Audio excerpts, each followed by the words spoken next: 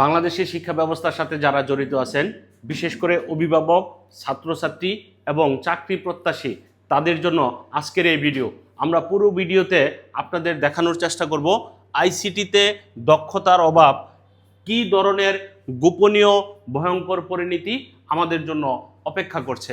অর্থাৎ যদি আমরা আইসিটি না জানি তাহলে আমাদের কি কি সমস্যা সামনে অপেক্ষা করছে। এইটা মূলত ক্লাস 7 থেকে একদম উপরের শ্রেণী পর্যন্ত এবং অভিভাবক মহল পর্যন্ত এই পুরো ভিডিওটা আমরা তাদের জন্যই উৎসর্গ করছি। আশা করি পুরো ভিডিওটা এই সকল শ্রেণীর জন্যই উপকৃত হবে। সো চলেন শুরু করা যাক। আমরা প্রথমে দেখব আমাদের যে শিক্ষা ব্যবস্থা আছে, এই শিক্ষা ব্যবস্থায় এই আইসিটিটা কোন কোন ক্লাসে ইনক্লুড করছে। এইটা ক্লাস 7 থেকে আমি দেখানোর চেষ্টা করছি, একদম চাকরি প্রত্যাশী পর্যন্ত সবার জন্য আমি এটা স্টেপ বাই স্টেপ কত মার্কস ইনক্লুড আছে, কোন কোন জায়গায় আইসিটি ব্যবহার হয় সেটা আমি আপনাদেরকে দেখানোর চেষ্টা করব। প্রথমে দেখব আমরা হচ্ছে ক্লাস 7-এর জন্য আমাদের যে বর্তমান এনসিটিভির সিলেবাস আছে এবং যে পদ্ধতিতে আমাদের কারিকুলাম আছে, সেখানে ক্লাস 7-এ এ তথ্য যোগাযোগ প্রযুক্তিকে ইনক্লুড করেছে। এখানে টোটাল 5টা চ্যাপ্টার আছে, এই 72 পৃষ্ঠার একটা ছোট্ট বই। এইখান থেকে আমরা আপনাদের দেখানোর চেষ্টা করতেছি কোন কোন জায়গায় এটাকে অন্তর্ভুক্ত করা হয়েছে। অর্থাৎ ক্লাস 7-এর ছাত্রছাত্রীদেরকে এটা জানতে হবে। এর পরবর্তীতে যদি আমরা যাই, এটা আলাদা আরেকটা কোর্স ক্লাস 8-এর বাচ্চাদের জন্য বা স্টুডেন্টদের জন্য রাখছে। এইখানেও টোটাল 5টা অধ্যায়, আর 5টা অধ্যায়ে টোটাল পৃষ্ঠা আছে 78 পৃষ্ঠা পর্যন্ত এখানে ইনক্লুড করছে। অর্থাৎ এটিও আলাদাভাবে ক্লাস 8-এর ছাত্রছাত্রীদের জন্য একটি কোর্স, যেটা স্বাভাবিকভাবে অন্যান্য সাবজেক্টের মতোই কাজ করে। আমরা যখন পড়াশোনা করি, আমাদের চাকরি ক্ষেত্রে বা অ্যাডমিশন টেস্টে বা বোর্ডের পরীক্ষায় বিভিন্ন জায়গা থেকে প্রশ্ন আসে। বিশেষ করে কিছু কিছু সাবজেক্ট খুব কমনলি প্রশ্ন হয়, যেমন বাংলা, ইংরেজি, ম্যাথস। এগুলো ছিল আগের সিলেবাস, এর সাথে নতুন করে যুক্ত হয়েছে আমাদের এই আইসিটি। এখন ক্লাস 7-এ পাইলাম আমরা, ক্লাস 8-এর ক্লাসের বাচ্চাদের বা স্টুডেন্টদের জন্য এটা এখন অন্তর্ভুক্ত, এবং সেটা বাংলা, ইংরেজি, ম্যাথের মতো একটি বাধ্যতামূলক সাবজেক্ট। আমরা যদি এরপরে দেখি, যখন ক্লাস 8 পাশ করে একজন ছাত্র বা ছাত্রী ক্লাস 9 বা 10 তথা এসএসসির জন্য সে প্রস্তুতি নিবে, এইখানেও এই সাবজেক্টটাকে এখন ইনক্লুড করছে এনসিটিভি।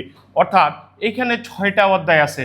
আগের যে ক্লাস 7 এবং ক্লাস 8 ওদের পড়াশোনার সাথে ক্লাস 9-এর পড়াশোনার মিল আছে 5ম অধ্যায় পর্যন্ত, কিন্তু এইখানে 6ষ্ঠ অধ্যায় প্রোগ্রামিং নামে একটা চ্যাপ্টার নতুন করে ইনক্লুড করা হয়েছে, যেখানে মূলত পাইথন প্রোগ্রামিং এবং প্রোগ্রামিংয়ের বেসিক জিনিসপত্র এই এসএসসির সিলেবাসে ইনক্লুড করা হয়েছে। এবং এটি হচ্ছে টোটাল 50 মার্কসের একটি এক্সাম হয়, যার ভিতর 25টি থাকে এমসিকিউ এবং 25 থাকে প্র্যাকটিক্যাল। অর্থাৎ আমাদের যে মাধ্যমিক লেভেল আছে, সেই মাধ্যমিক লেভেলের ছাত্রছাত্রীদের জন্য এখন আইসিটি প্রত্যেক শ্রেণীতে আস্তে আস্তে সিলেবাসকে একটু একটু ইনরিচ করে ইনক্লুড করছে, যেন বাচ্চারা এটার সাথে পরিচিত হয়। অর্থাৎ মাধ্যমিক লেভেল সম্পূর্ণটাতেই আমাদের আইসিটি অন্তর্ভুক্ত আছে।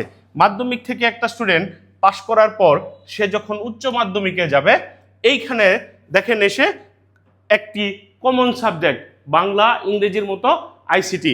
এটি 100 মার্কসের একটা সাবজেক্ট, যেখানে এসএসসিতে সে 50 মার্কস পড়েছে, এইখানে এসএসসিতে এসে সে 100 মার্কসের একটি কোর্স পাবে। এখানেও টোটাল চ্যাপ্টার আছে 6টি। তবে এসএসসির সাথে এই জায়গাটাতে একটা মিল আছে।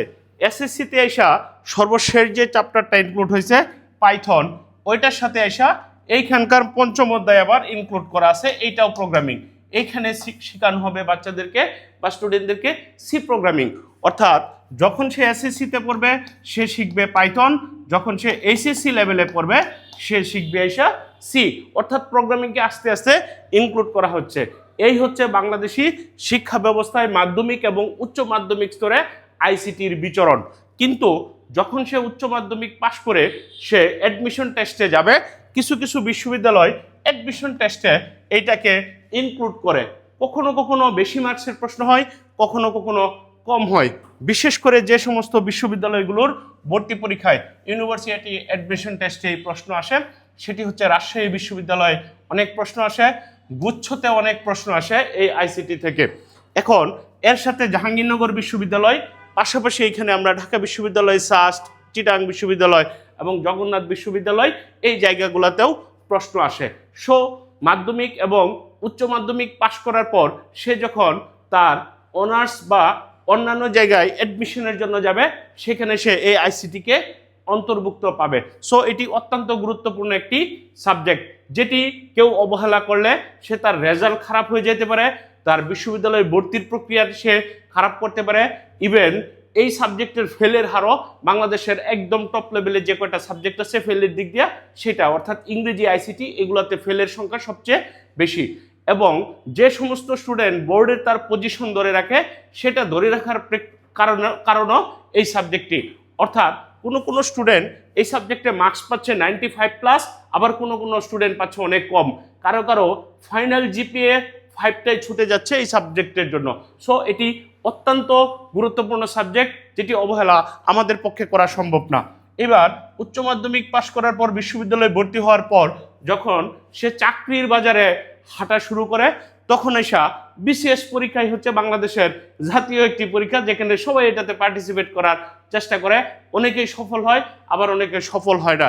আমার চাকরি জীবনের অভিজ্ঞতায় এবং বিভিন্ন জায়গায় পরীক্ষা দেওয়ার অভিজ্ঞতায় আমি দেখেছি বিসিএস এর প্রশ্নকেই বাকি অনেক জায়গায়, বিশেষ করে বেশিরভাগ ক্ষেত্রেই এই স্ট্যান্ডার্ডে বা এই প্যাটার্নে প্রশ্নগুলো হয়।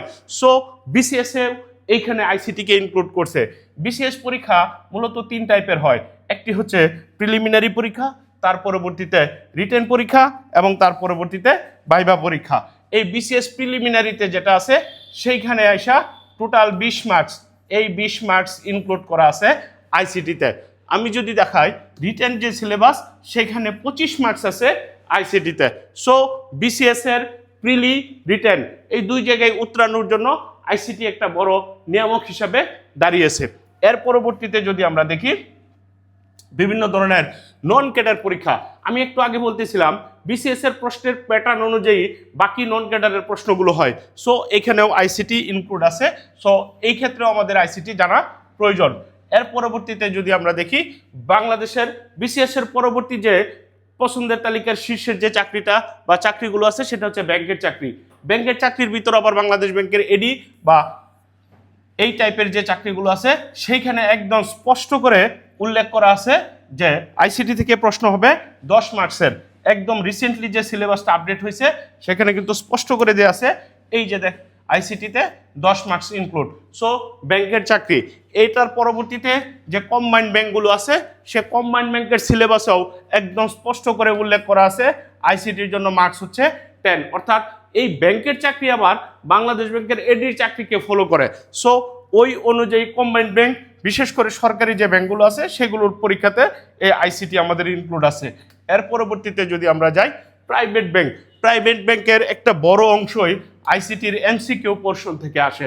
সো আমাদের এই প্রাইভেট ব্যাংকের চাকরির ক্ষেত্রে এসে আইসিটিটা জানা প্রয়োজন। এর পরবর্তী যদি দেখি আমরা বাংলাদেশের চাকরির বাজারে আরেকটি বড় যোগানদাতা হচ্ছে আমাদের এনটিআরসি, অর্থাৎ এই নিবন্ধনের বেসরকারি শিক্ষক নিবন্ধন ও প্রত্যয়ন কর্তৃপক্ষ, তারা তাদের সিলেবাসে আইসিটিকে ইনক্লুড করছে এই তাদের চাকরির পরীক্ষার জন্য। সো আমরা এখানেও দেখতে পাচ্ছি যে আইসিটি ইনক্লুড আছে। সবশেষে আদার্স যে সমস্ত সরকারি এবং প্রাইভেট চাকরিগুলো আছে, সেই জায়গাগুলোতেও এই আইসিটি ইনক্লুড আছে। সো আমাদের কোনো স্টুডেন্ট যদি সে আইসিটি না জানে বা আইসিটিকে অবহেলা করে, সে একদম মাধ্যমিক, উচ্চ মাধ্যমিক, ভর্তি পরীক্ষা, বিসিএস, সরকারি চাকরি, প্রাইভেট চাকরি এবং আদার্স যে চাকরির বাজারটা আছে, সে প্রত্যেকটা জায়গাতে এসে কোনো না কোনোভাবে হুচট খাবে। সো এই হুচট খাওয়া থেকে সেফ হওয়ার জন্য আমি আমার অভিজ্ঞতা এবং দীর্ঘদিনের পরিশ্রমের ফলে আমি আপনাদের জন্য এই আইসিটি বিষয়ক আইসিটি টেক্সট যে ইউটিউব চ্যানেলটি আছে এবং ফেসবুক পেজটি আছে, সেটাতে দীর্ঘদিন যাবৎ কাজ করতেছি। এখানে প্রতিনিয়ত এই লেভেলের স্টুডেন্টদের উপকারের জন্য এবং বিস্তারিত খুঁটিনাটি বিষয়ে আপডেট এবং আপলোড করা হচ্ছে ভিডিওগুলো। সো আশা করি এই বিষয়ে আপনাদের কোনো কোশ্চেন থাকলে বা তথ্য থাকলে আমার সাথে যোগাযোগ করবেন হোয়াটসঅ্যাপ বা আমাদের পেজে। আজকে এই পর্যন্ত, সবাই সুস্থ থাকেন, ভালো থাকেন, সবাইকে ধন্যবাদ। আসসালামু আলাইকুম।